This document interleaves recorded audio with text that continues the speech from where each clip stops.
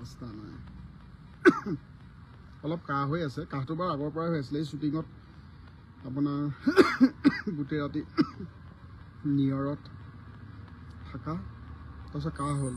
কাহটো আজি আপোনাৰ 20 দিনমান হ'ল ট্ৰিটমেণ্ট কৰি আছোঁ এতিয়া অলপ কমিছে কিন্তু ডিঙিটো সুৰসুৰাই থাকে কাহ কণ্টিনিউৱাছলি আহি থাকে বাকীটো আপোনালোকে গম পায়ে নতুন বছৰত নতুন মোৰ খবৰ নেটৱৰ্কটো বিৰাট ডিষ্টাৰ্ব দি আছে আৰু মোৰ কাহটো হৈ আছে আগৰ পৰাই আপোনাক ক'লোৱে যিহেতু আৰু মোৰতো গম পায় 1 তাৰিখে যিটো এক্সিডেণ্ট হ'ল ঘপককৈ আচলতে ৰাইজৰ আশীৰ্বাদ থাকিলে মা দেউতাৰ আশীৰ্বাদ থাকিলে ভগৱানৰ যেতিয়া আশীৰ্বাদ থাকে আয়ুষত চাউল থাকে তেতিয়া একোৱেই বেয়া হ'ব নোৱাৰে মোৰ মানে অশান্তি লাগি আছিলে সেই 1 তাৰিখটোৰ দিনটোৰ পৰা বিভিন্ন মাধ্যমেৰে সকলোৱে খবৰ লৈ আছে সকলোৱে খবৰ ল'বলৈ চাইছে বহুতো হস্পিটেলত মানুহ গোট খালে মোৰ ওচৰলৈ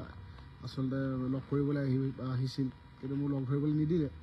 যিহেতু মই আইচিইউত নহয় ছেমি আইচিইউ নহয় আইচিইউত আছিলোঁ অবজাৰ্ভেশ্যনৰ কাৰণে ৰাখিছিলে তালৈ মানে বহুত মইতো পূৰা চেঞ্চতে আছোঁ কথা পাতিব পৰা অৱস্থাতে আছোঁ কিন্তু বাকী পেচেণ্ট আছে তাত এই পেচেণ্টসকলৰ দিগদাৰ হয় বুলি আৰু ময়ো ক'লোঁ পেচেণ্টসকলৰ অসুবিধা হ'ব বুলি সেইকাৰণে তালৈ মানুহ অহাটো অলপ বন্ধ কৰি দিলে অকল মোৰ ভাইটিকে দিলে গতিকে মই ভাইটিৰ পৰা হওক বা বেলেগৰ পৰা বা হস্পিটেল কৰ্তৃপক্ষই যেতিয়া কৈছে তোমাক চাবলৈ ইমান মানুহ আহিছে ইমান খবৰ ল'বলৈ সঁচাকৈ আৱেগিক হৈ পৰিছিলোঁ সেইটো সময়ত আৰু দুখ লাগিছিল সকলো মানুহ আহি পেলাই উভতি গৈছে আৰু মোক আচলতে মোবাইলটো চোৱাৰ মানাই আছিলে মই তেতিয়া প্ৰথম দিনাখনৰ পৰাই কথা পাতিব পৰা হৈ আছিলোঁ যদিও ডক্টৰে মোবাইল ল'বলৈ দিয়া নাছিলে আজিতো 1 তাৰিখ আজি 8 তাৰিখ ন আজি 8 তাৰিখ 8 দিন হ'ল এসপ্তাহৰ পিছত মই মোবাইলটো লৈছোঁ গতিকে ময়ো কেতিয়াও মানে আপোনালোকক লাইভ এটা আহি সকলোকে ধন্যবাদ দিওঁ কেনেকৈ মোৰ অশান্তি এটা লাগি আছিল আৰু আপোনালোকে ইমান মৰম চেনেহ আশীৰ্বাদ দিলে মোক বিভিন্ন জেগাৰ পৰা বিভিন্ন জেগাত মই খবৰ পাইছোঁ বিভিন্ন জেগাত চাকি জ্বলাইছে আপোনালোকৰ মোৰ কাৰণে আচলতে মোৰ ভাগ্য এনেকুৱা এটা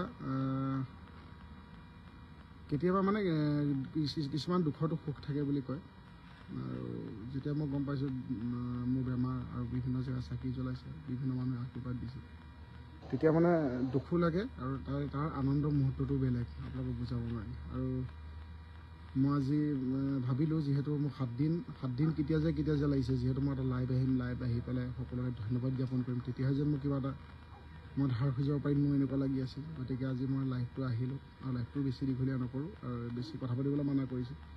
আৰু গোটেই চিটুৱেশ্যনটো অলপ পেনিক হৈ গ'ল মানে গোটেই কথাটো হৈ গ'ল নিউজতো হওক আৰু সংবাদ মাধ্যমত মানে এনেকৈ ঘপককৈ আচলতে নিউজটো এনেকৈ দি দিলে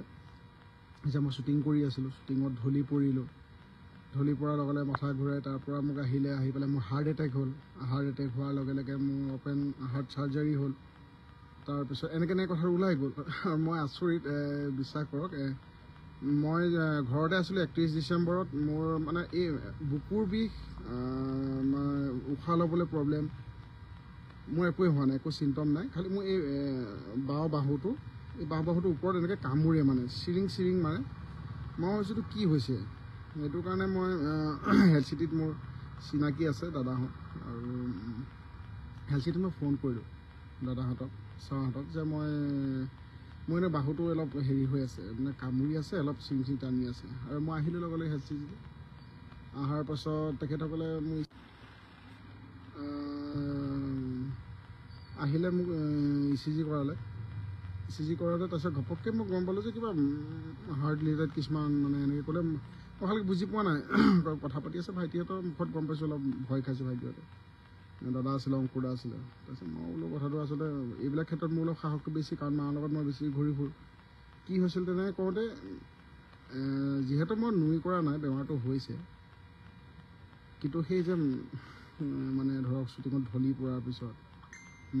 মানে মোৰ চেঞ্চ নাই তেনেকৈ মোৰ শ্বুটিঙৰ পৰা লৈ আহিল তেনেকৈ কোনো কথা নাই মই নিজে নগাঁৱৰ পৰা আহিছোঁ নগাঁৱৰ পৰা আহি গুৱাহাটীত মই ট্ৰিটমেণ্ট কৰাইছোঁ তাৰপিছত যেতিয়া হেৰি হৈছে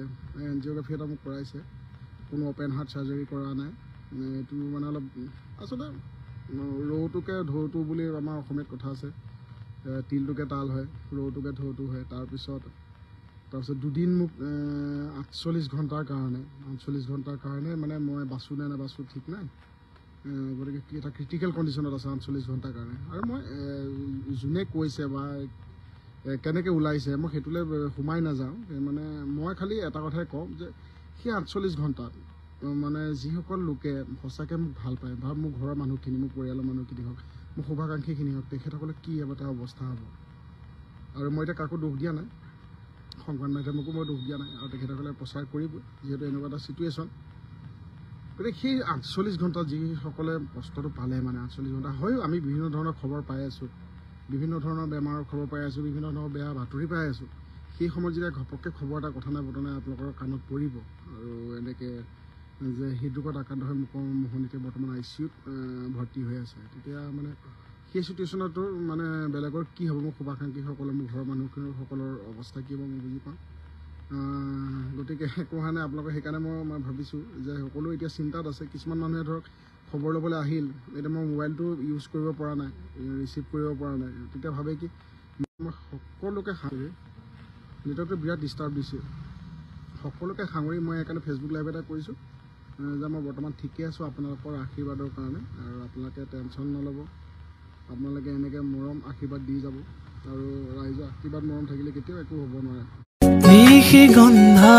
ভাঙে তন্দ্ৰা মন আকাশৰ মধুচন্দ্ৰা, নিশি গন্ধা ভাঙে তন্দ্ৰা মন আকাশৰ মধুচন্দ্ৰা, মনৰে আউসী জোনাকে বিলাসী পোহৰৰে মেলা পাতে, মনৰে পদূলি উদুলি মুদুলি মন ভৰে উলাহতে।